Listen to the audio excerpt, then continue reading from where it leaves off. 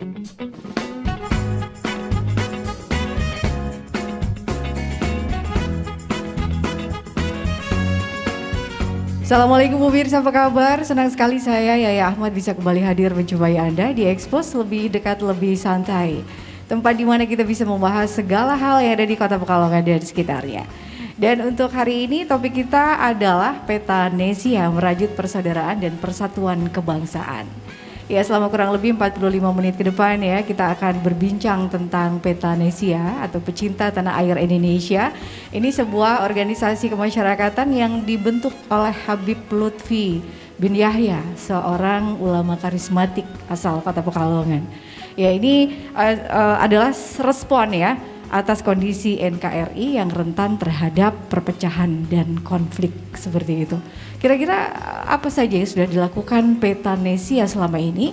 Lalu seperti apa juga program kerja, visi misi dan lain sebagainya, karena kita juga ingin mengenal Petanesia, sekali lagi pecinta tanah air Indonesia. Untuk itu sudah bersama saya, bergabung bersama saya ada yang pertama Pak Ustadz Imam Hanafi, Ketua DFK Petanesia. Assalamualaikum Pak Ustadz Imam, apa kabar? Waalaikumsalam warahmatullahi wabarakatuh Mbak Aya. Sehat ya Pak ya? Alhamdulillah. Oke, baik. Lalu bersama dengan Pak Imam ada Pak Darwanto, Kadif atau Kepala Divisi Pendidikan, Kepemudaan dan Olahraga Petanesia. Assalamualaikum Pak Darwanto. Waalaikumsalam. Sehat juga ya Pak ya? Alhamdulillah. Ini nggak berasa sudah memasuki bulan Ramadan terakhir ini, hari-hari terakhir ya. Ini sudah hari keberapa nih Pak Ustadz? 25 ya? 25. 26 26. dan lancar-lancar saja.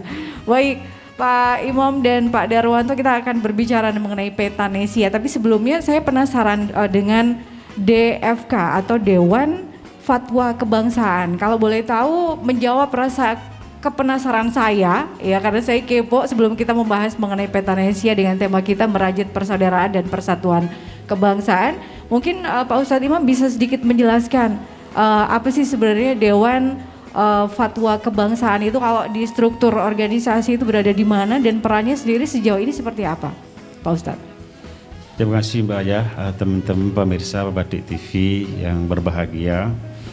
Dewan Fatwa Kebangsaan itu seperti organisasi masyarakat yang lainnya butuh namanya penasihat atau pembina. Iya. Jadi Dewan Pembinanya Petanesia itu namanya Dewan Fatwa Kebangsaan. Ya, jadi dia bertugas memberikan fatwa-fatwa atau arah dari organisasi yang berhaluan pada cinta bangsa. Jadi sekali lagi itu sifatnya pembinaan kepada pengurus yang melaksanakan. Baik. Ya, pengurus harian nantinya agar bisa sesuai dengan AD/ART yang sudah ditetapkan. Baik. Ya.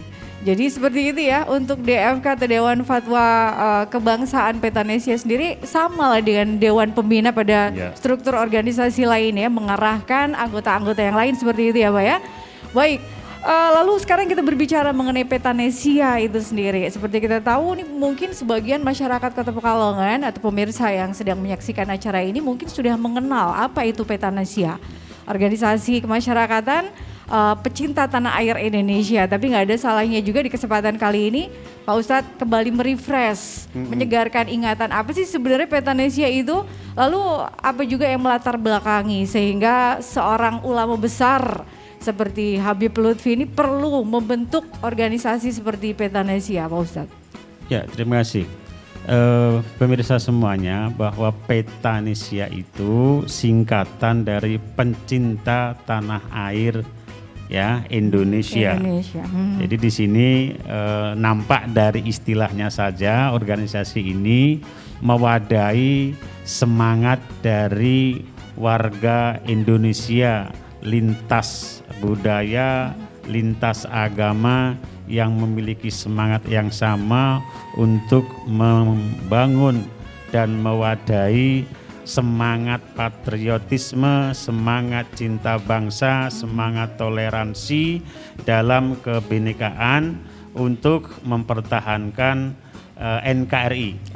Jadi tegasnya bahwa Petanesia itu suatu wadah untuk membangun dan sekaligus berkontribusi secara konkret bagi mengisi kemerdekaan Indonesia, ya, melalui ikhtiar-ikhtiar yang konkret di dalam menanamkan rasa cinta di dalam diri setiap warga negara, kemudian membekali dengan pendidikan, pelatihan, dan sekaligus arahnya membangun sumber daya manusia yang memiliki rasa cinta yang membara kepada bangsanya dan memiliki karakter toleransi dalam kebenekaan. Ya, ini yang penting. Ya, karenanya Petanesia ini dilatar belakangi tentu dengan maraknya tindakan-tindakan intoleransi di tengah masyarakat. Ya, intoleransi ini bisa berupa kekerasan berbasis agama, bisa berbasis suku, bisa berbasis profesi dan sebagainya. Jadi kita memandang maraknya tindakan-tindakan intoleransi, bahkan radikalisme, anarkisme, dan bahkan konflik-konflik sosial ya yang terjadi dalam beberapa tahun terakhir di Indonesia ini membangun semangat kita untuk mendirikan satu organisasi masyarakat yang memang concern di dalam menumbuhkan rasa cinta kepada bangsa, sehingga tadi tindakan-tindakan intoleransi yang memiliki potensi memecah persatuan dan kesatuan bangsa bisa kita minimalisir dan kemudian turut menumbuhkan rasa cinta kepada generasi-generasi bangsa ini agar tidak terkena virus-virus yang bisa memecah belah bangsa. Tentu arahnya bagaimana mempertahankan NKRI sampai yaumil kiamat. Amin. Seperti itu ya. Jadi Petanesia sudah dijelaskan oleh Pak Ustadz Imam Hanafi lengkap sekali. Ini juga kita jadi tahu sebenarnya latar belakang yang membuat seorang Habib Lutfi itu perlu membuat atau mendirikan organisasi seperti Petanesia itu karena beberapa faktor seperti yang tadi sudah disebutkan oleh Pak Ustadz. Secara khusus memang di Indonesia ini kan banyak tindakan-tindakan kekerasan atas nama agama. Betul. Ya, yang itu namanya kemudian disebut radikalisme agama. Di antaranya inilah yang membangun semangat ulama Habib Lutfi di antaranya untuk menginisiasi organisasi yang di antaranya nanti bisa meminimalisir tindakan intoleransi berbasis agama. Kita ingin membangun satu citra bahwa agama Islam di Indonesia dan agama-agama yang lain itu memiliki kesamaan visi untuk membangun, memelihara kebangsaan. Ya, apapun agamanya pasti butuh bangsa yang aman, yang nyaman sehingga bisa terlaksana seluruh praktek-praktek dan ajaran agama. Kira-kira begitu. Betul. Ya. Karena untuk Petanesia sendiri itu lintas agama. Iya, lintas agama, lintas etnis, tidak memandang apa agamanya, apa etnisnya, bisa semuanya masuk ke Petanesia. Baik, bergeser kepada Darwanto, ini sebagai kepala divisi ya, kepala divisi pendidikan, kepemudaan dan olahraga. Ini kalau boleh tahu masih dalam benang merah merajut persaudaraan dan persatuan kebangsaan. Apa yang dilakukan divisi di bawah pimpinan Pak Darwanto selama ini? Ya, intinya sama bahwa divisi PKO itu divisi pendidikan, kepemudaan dan olahraga. Kita di dalamnya itu membentuk ya karakter-karakter atau mendidik calon-calon kader ya, kader yang mana yang harus mencintai Indonesia. Nah, khususnya para pemuda. Banyak yang sekarang itu para pemuda itu enggan, katanya itu mencintai bangsa sendiri.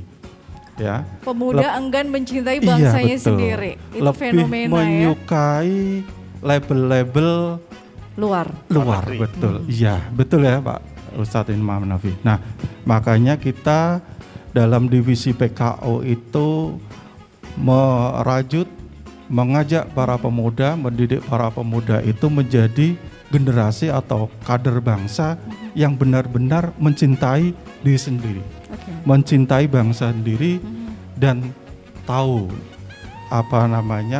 jasa-jasa dari pahlawan pejuang yang memerdekakan bangsa ini. Dan gitu, sejauh ini bagaimana Pak Darwanto melihat setelah mungkin dari divisi yang dipimpin Pak Darwanto turun ke lapangan, turut memberikan sosialisasi, kaderisasi dan lain sebagainya, hasilnya seperti apa? Kami sudah melaksanakan beberapa kegiatan, Mbak.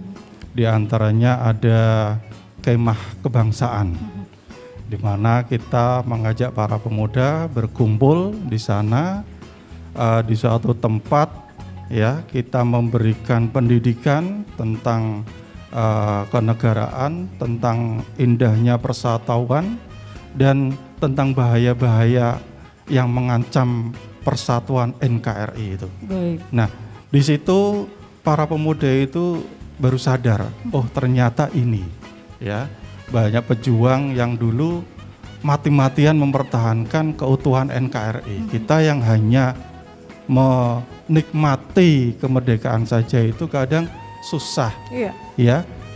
Padahal kita hanya merawat, ini sekarang kan merawat, ya, merawat persatuan.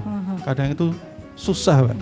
Ya, kadang pemuda itu enggan. Nah, di situ di kemah kebangsaan kita menggembleng mental mereka bahwa agar mereka itu betul-betul mencintai bangsa sendiri dan bisa berkarya untuk bangsa dan negara.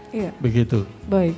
Pak Ustadz, ini menarik yang disampaikan Pak Darwanto bahwa fenomena pemuda-pemuda kita sekarang, kalau kita nyebutnya milenial ya. Ini sudah mulai agak bagaimana ya dengan rasa sosial, rasa patriotisme, mencintai NKRI itu sudah sedemikian tipisnya.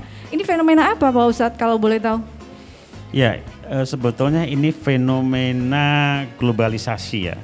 Pengaruh dari globalisasi itu, semua warga dunia itu merasa satu kampung.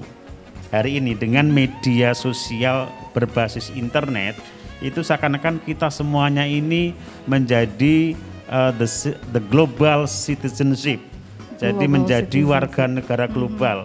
Ya, oleh karenanya kemudian sekat-sekat kebangsaan itu kalau tidak dikendalikan, maka globalisasi itu akan menggerus cinta bangsanya. Karena tadi globalisasi lintas negara, lintas waktu dan sebagainya. Ya, inilah makanya sebetulnya ini termasuk ancaman. Ancaman persatuan dan kesatuan itu adalah globalisasi yang tidak dikendalikan. Inilah makanya perlunya ada organisasi yang terus mengingatkan agar pemuda khususnya ini bisa menjadi garda terdepan di dalam memelihara cinta bangsanya. Bahwa walaupun kita ini masyarakat global, tapi kita hidup di daerah Indonesia. Kita makan minum di Indonesia. Maka harus memiliki prinsip right or wrong is my country. Baik atau buruk, ini adalah bangsaku, ini adalah tanah airku yang harus ku cintai, harus ku bela sampai akhir hayat gitu. Iya. Itu tugas berat dari Petanesia ini ya, terutama divisi kepemudaan untuk terus mengedukasi para pemuda bahwa right or wrong it's my country. Itu yang ternyata masih banyak yang belum disadari oleh para pemuda itu. Ini tugas yang mungkin dalam waktu dekat akan segera dilakukan divisi kepemudaan untuk mengcounter hal tersebut apa Pak Darwanto? Ya, kami berencana juga mengajak pemuda-muda itu tadi seperti yang dikatakan Pak Imam, menjadi garda terdepan. Kami rencananya juga nanti akan membentuk garda Petanesia.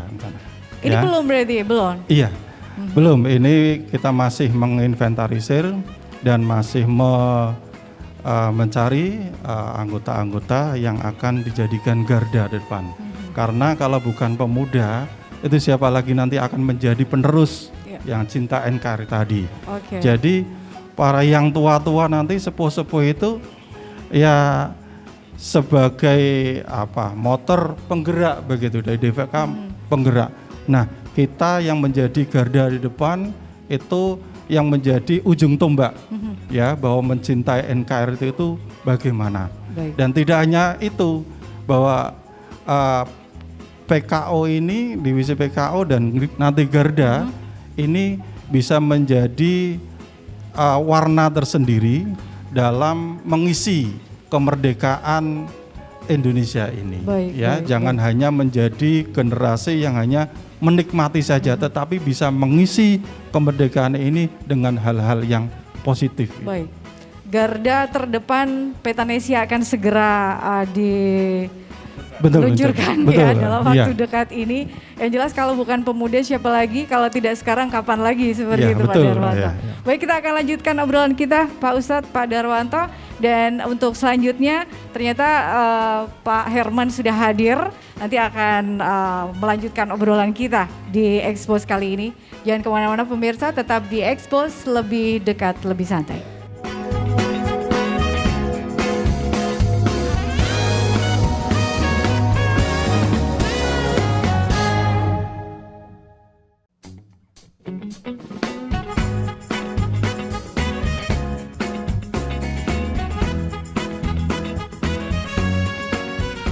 Ya, terima kasih untuk Anda yang masih terus bergabung bersama kami di Expose, lebih dekat, lebih santai. Petanesia merajut persaudaraan dan persatuan kebangsaan. Masih bersama Pak Ustadz Imam Hanafi, Ketua DFK atau Dewan Fatwa Kebangsaan Petanesia.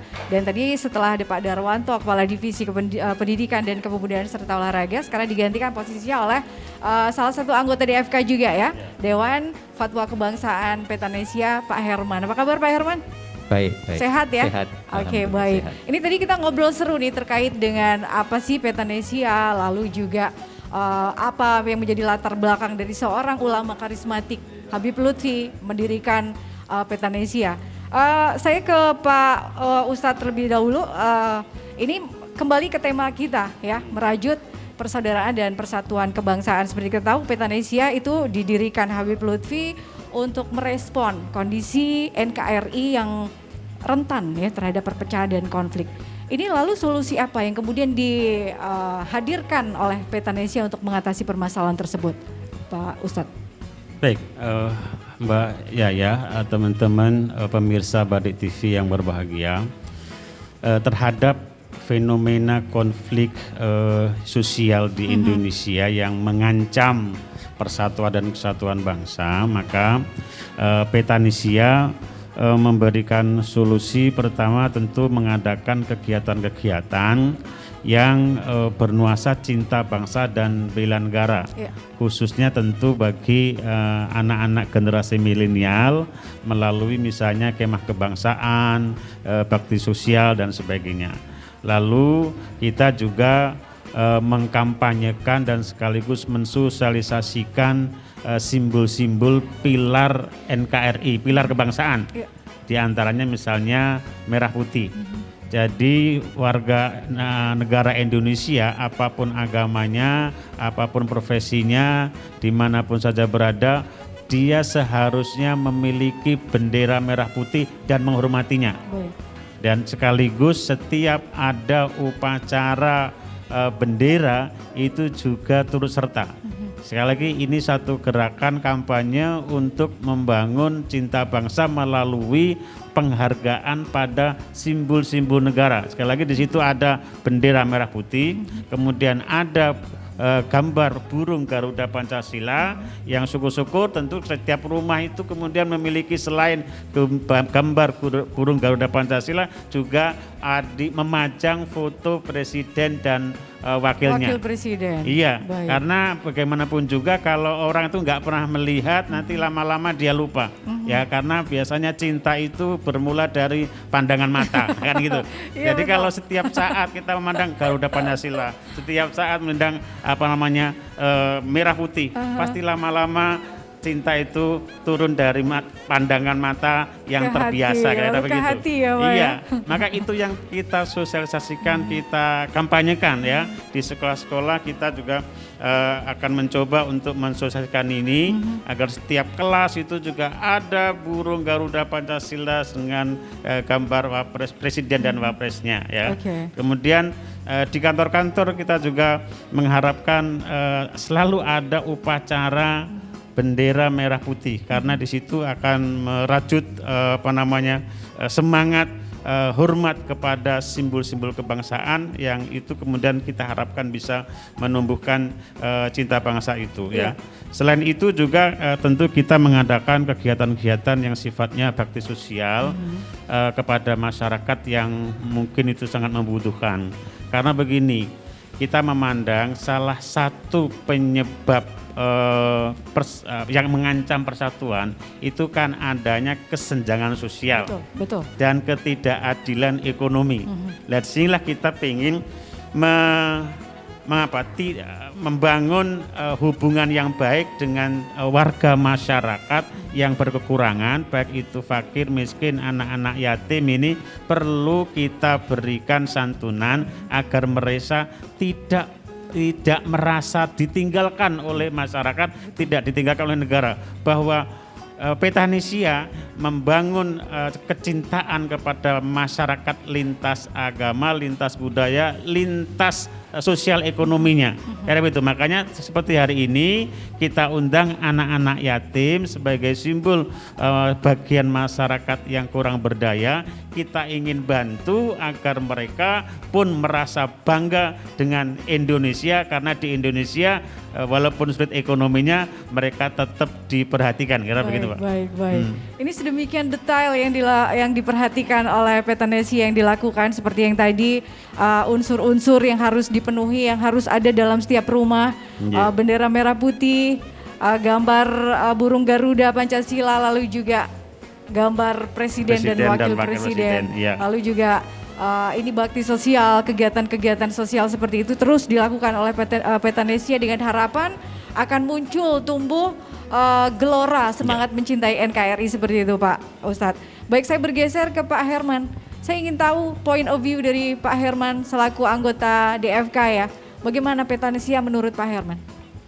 Terima kasih. Selamat sore. Saya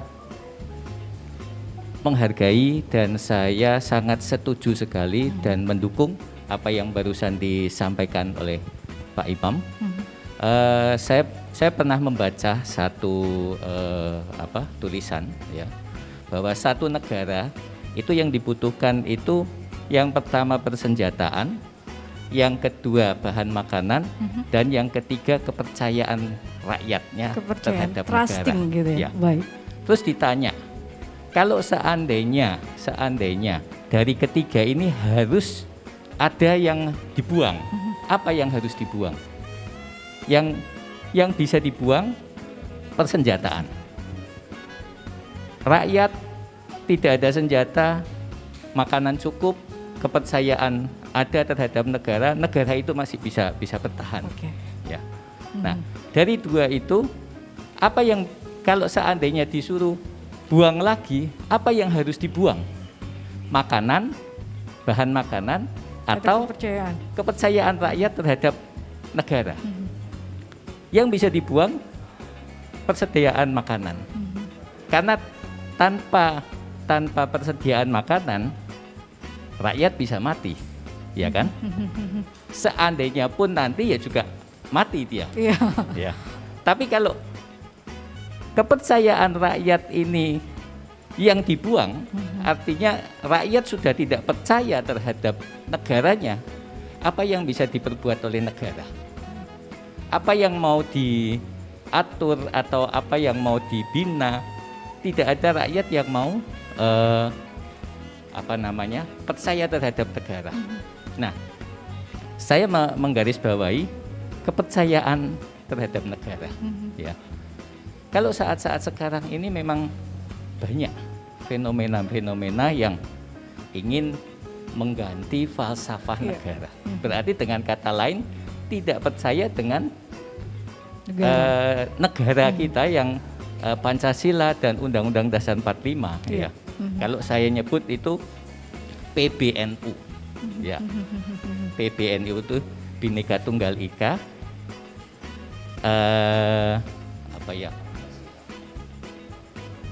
Pancasila ya. PB Pancasila, Bhinneka Tunggal Ika, N-nya NKRI, Undang-Undang Dasar. Ya, Undang-Undang Dasar. Nah, itu 4 itu sebagai pilar dari bangsa kita. sekarang ini masih digoyang terus ya. Nah, saya ingin menyampaikan mumpung ini diliput ya kepada para generasi muda ya, khusus untuk generasi muda Indonesia. Marilah kita sama-sama meningkatkan kecintaan kita terhadap negara kita ya, negara Republik Indonesia. Saya ingat ada pada tahun berapa ya yang konferensi Asia Afrika di Bandung, ada delegasi Tiongkok yang hadir ya. Pas kebenaran ada keturunan Tionghoa yang datang ke situ dan ketemu dengan Perdana Menteri dari Tiongkok itu. Terus ditanya, Pak Perdana Menteri, apa yang pendapat Anda tentang kita keturunan Tionghoa yang ada di Indonesia? Ya. Dia menjawabnya gini, bahwa keturunan Tionghoa yang ada di Indonesia itu dianggap sebagai anak perempuannya dari Tiongkok, ya. Karena di tradisi Tionghoa itu kalau anak perempuan setelah menikah dia harus menjunjung percaya kepada suami. Ya. Baik.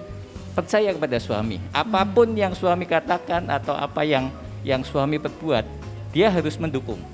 Ya, nah, intinya demikian, bahwa warga negara Tionghoa yang ada di sini, betul, itu harus percaya dengan pemerintahan Indonesia, betul, seperti itu ya.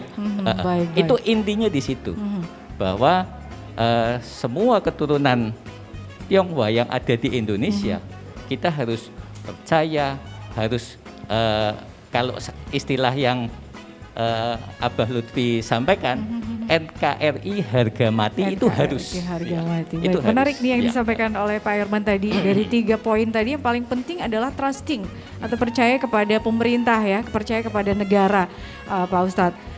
Kalau misalnya ada persenjataan dihilangin nggak apa-apa, bahan makanan dihilangin nggak apa-apa, tapi jangan sampai namanya kepercayaan kepada negara itu hilang, karena itu kunci utama seperti itu ya Pak Ustadz ya. Bagaimana menanggapinya Pak Ustadz? Ya, memang masyarakat itu terbentuk dari kepercayaan. Demikian juga sebuah bangsa. Maka bangsa yang kuat adalah bangsa yang warga negaranya satu dengan yang lainnya saling percaya. Jadi ini yang terus ingin kita pelihara. Sesederhana itu sebenarnya ya. Iya, kalau tidak ada saling kepercayaan, pasti persatuan dan kesatuan di level manapun akan hancur. Baik di keluarga, ketika bahkan pacaran itu kalau nggak ada saling percaya juga akan nggak jadi kawin itu kan. Yang sudah kawin saja kalau nggak ada kepercayaan atau hilang kepercayaannya juga akan bubrah itu kan. Sama di tingkat RT, RW sampai semuanya itu kalau nggak ada kepercayaan juga akan hancur. Oleh karenanya yang penting kemudian bagaimana kita bisa membentuk pribadi-pribadi yang terpercaya. Pribadi yang terpercaya. Iya, disinilah makanya Petanesia salah satu misinya adalah membekali warga negara dengan pendidikan dan pelatihan yang berbasis cinta bangsa dan bela negara. Ya, dengan pendidikan itu harapannya tentu kita bisa membangun kepercayaan antar warga negara. Siapapun kita kalau saling percaya, insya Allah persatuan bisa kita pertahankan sampai kapanpun. Kepercayaan yang paling utama ya. Baik. Ini lalu terkait dengan sinergitas sejauh ini, sinergitas seperti apa yang dilakukan Petanesia mungkin dengan pemerintah kota atau mungkin dengan TNI Polri seperti itu Pak Ustadz? Oke, kita berusaha untuk mengadakan kegiatan-kegiatan baik itu kegiatan formal maupun kegiatan sosial kebudayaan dengan melibatkan berbagai komponen. Misalnya, kita di Islam ada kegiatan peringatan Maulid Nabi. Perayaan Maulid Nabi kita adakan dengan melibatkan ulama, umaro, TNI, Polri, pengusaha misalnya. Dan ini sudah diinisiasi oleh Maulana Habib Lutfi sejak lama Pak ya, Jadi teman-teman di luar agama Islam pun diundang untuk dalam perayaan Maulid Nabi. Di situ ada TNI, ada Polri, ada ulamanya, ada umaroknya, nampak dalam satu wadah. Dan disinilah upaya kita untuk memelihara persatuan dan kesatuan bangsa Indonesia melalui kegiatan keagamaan yang berbasis kebudayaan. Ya. Termasuk tentu juga menghargai budaya-budaya. Ya, jadi kalau di Pekalongan ini ada sebentar lagi ada budaya Lebaran itu lupis misalnya. Ya. Ini juga bagian dari upaya memelihara persatuan karena disitulah simbolnya lupis ya. Itu adalah simbol bagaimana merekatkan. Lupis kan terbuat dari ketan Pak ya.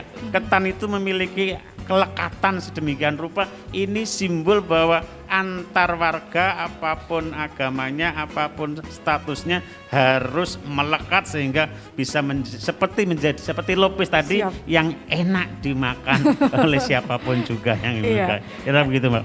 Enak dimakan dan susah untuk dipisahkan. Iya. Baik, Pak Ustadz, Pak Herman, kita lanjutkan lagi obrolan kita, jangan kemana-mana, kita akan kembali sesaat lagi.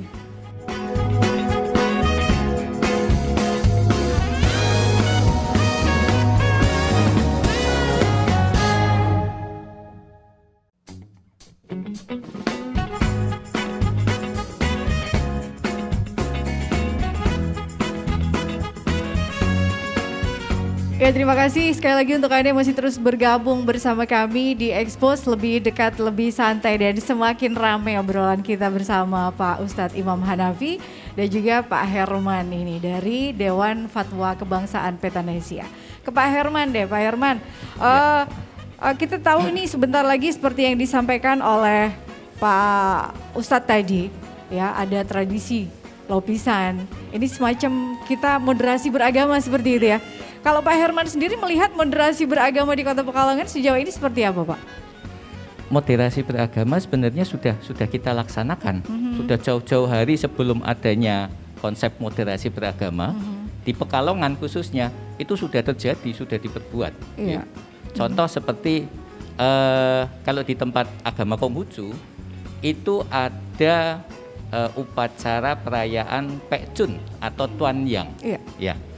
Pek Chun itu sebenarnya kan kita sembahyang eling kepada Tian atau Tuhan ya. Itu setiap tanggal 5 bulan 5 Kung Celik atau Imlek. Iya. Ya. Oke. Kita laksanakan di pantai. Ya. Memang karena ada kaitannya dengan peristiwa yang terjadi di pantai pada waktu itu ya.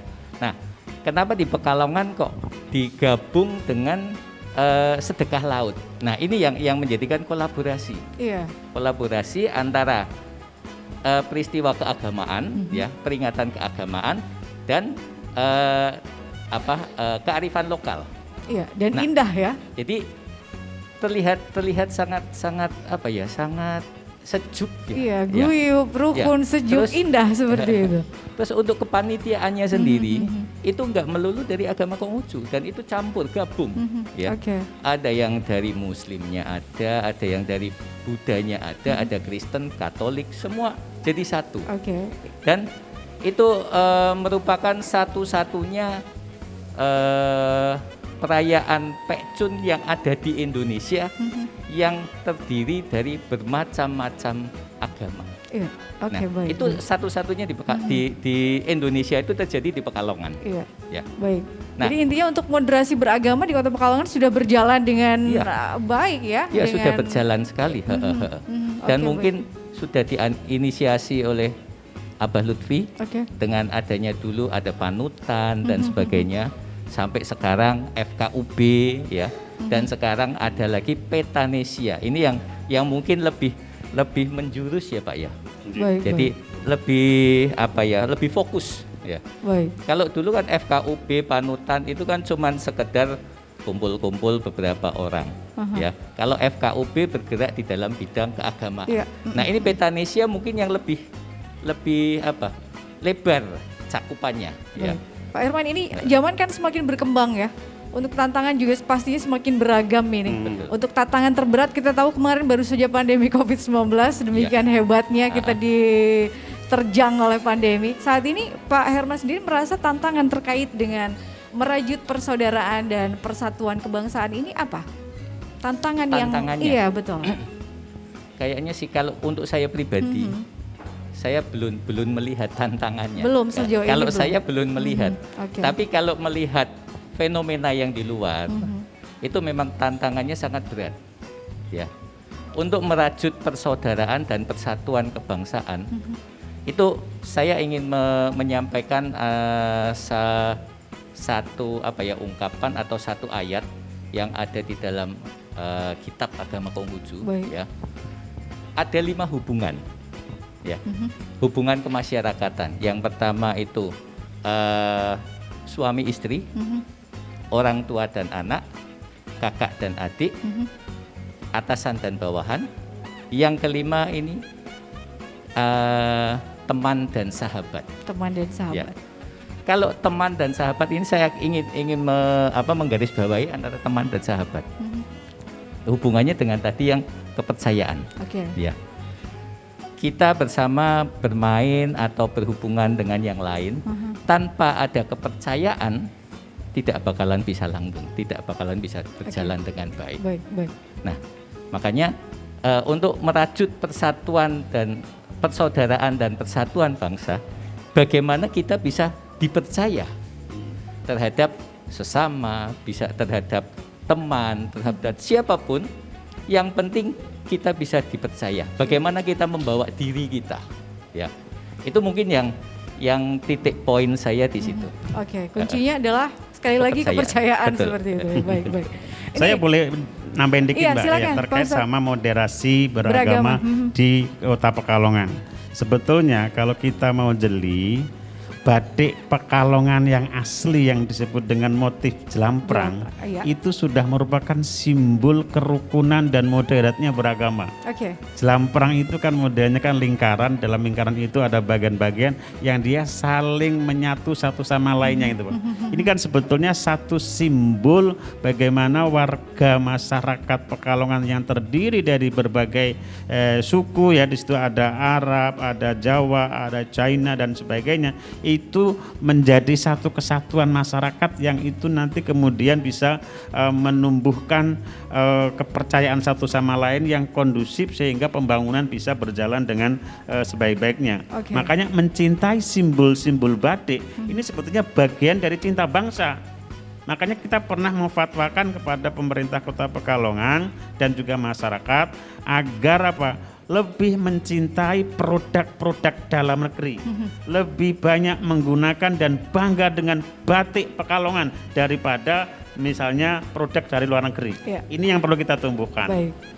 Dan itu butuh perjuangan, butuh effort juga nih untuk kita terus mensosialisasikan bahwa produk-produk luar negeri itu nggak kalah dengan produk-produk luar negeri, ya, produk-produk dalam negeri maksud saya. Terutama yang disampaikan oleh Pak Ustadz tadi bahwa batik, simbol-simbol batik itu tidak hanya sekedar digambar saja tapi penuh dengan makna seperti itu, ya Pak, ya. Lalu untuk mengenalkan seperti batik jelamprang, ini kebetulan dipakai oleh Pak Ustadz, ya. Ini bagaimana untuk mengenalkan kepada generasi milenial bahwa batik jelamprang itu penuh dengan makna, syarat dengan makna yang kembali lagi ke muaranya adalah untuk menggelorakan semangat NKRI. Ya, sebetulnya intinya itu untuk membangun persatuan dan kesatuan bangsa, kita harus melakukan edukasi kepada masyarakat agar tidak anti tradisi, itu yang penting. Betul. Ya, tradisi batik, tradisi budaya yang berbasis agama dan sebagainya, ini merupakan aset bangsa yang bisa merajut persatuan dan kesatuan. Kalau itu dinyatakan bid'ah, itu dinyatakan kafir dan sebagainya, ini tentu justru ini yang mengancam. Makanya ini tolong sekelompok atau segelintir orang yang mengkafir-kafirkan tradisi, ya kan, yang membid'ah-bid'ahkan tradisi yang sudah berjalan, ini yang perlu kita edukasi agar mereka sadar, karena apa? Model-model menyalahkan itu justru mengancam persatuan dan kesatuan. Siapa sih orang yang mau disalahkan? Padahal itu kan sudah berjalan sejak lama kan. Oleh karena itu Petanesia ya akan terus membangun kecintaan kepada tradisi tadi. Batik misalnya, ya tentu kita ingin mensupport kepada pemerintah agar generasi muda itu juga bisa membatik. Saya kira museum batik itu terus dilestarikan dan memberikan keterampilan-keterampilan berbasis teknologi. Syukur-syukur sekarang era digital, ya mungkin batik digital itu mulai kita kenalkan supaya orang Pekalongan itu kalau membatik tidak lagi manual ya, sehingga budayanya tetap bisa terpelihara, tapi teknologinya dia tetap bisa mengikutinya. Ini penting, soalnya kalau budaya tidak mengikuti teknologi kekinian, nanti bisa lama-lama bisa ditinggalkan. Makanya Petanesia bertekad untuk membekali warga masyarakat dengan ilmu pengetahuan dan teknologi yang sesuai dengan kemajuan zamannya. Baik, gitu. Baik. Ini sebelum kita closing statement ini Pak Ustadz, saya juga tertarik untuk sedikit menyinggung mengenai tahun emas Indonesia 2045, ya kan? Karena di situ apa yang sudah terbayang di benak Pak Ustadz dalam menghadapi Indonesia tahun emas 2045 nanti? Ya tentu untuk mencapai satu kejayaan itu modalnya adalah persatuan dan kesatuan bangsa ini. Jadi apapun siapapun orangnya dimanapun dia berada, kalau dia bersatu, semua visi misinya akan tercapai. Visi Indonesia tentu mencerdaskan kehidupan bangsa dan mensejahterakan masyarakat yang adil, makmur, sentosa, yang diridhoi oleh Allah Subhanahu wa taala itu kan. Visi inilah yang kemudian harus kita tanamkan kepada seluruh komponen anak bangsa, bahwa kita punya tujuan yang sama, apa? Warganya cerdas dan sejahtera. Nah, itulah kemudian di breakdown dengan program-program kegiatan di mana Petanesia mensupport kegiatan-kegiatan program dari manapun yang tujuannya untuk mencapai kejayaan Indonesia. Nah, maka itulah ruh persatuan dan kesatuan, ruh cinta bangsa ini menjadi modal utama untuk mencapai kejayaan. Disitulah positioning Petanesia sangat penting untuk kita terapkan, kita kembangkan dimanapun saja berada untuk mencapai Indonesia Emas 2045. Kalau Pak Herman sendiri untuk mencapai Indonesia Emas 2045, masa menuju 100 tahun, ini pasti banyak tantangan ya yang harus kita hadapi sehingga kita bisa mencapai masa itu 100 tahun Indonesia Emas. Ini apakah kita nanti bisa menghadapi tantangan yang ada di depan mata? Kita harus optimis, ya. Kita harus optimis bahwa tahun 2045 atau 100 tahun Indonesia, kita harus optimis bahwa kita bisa ke sana.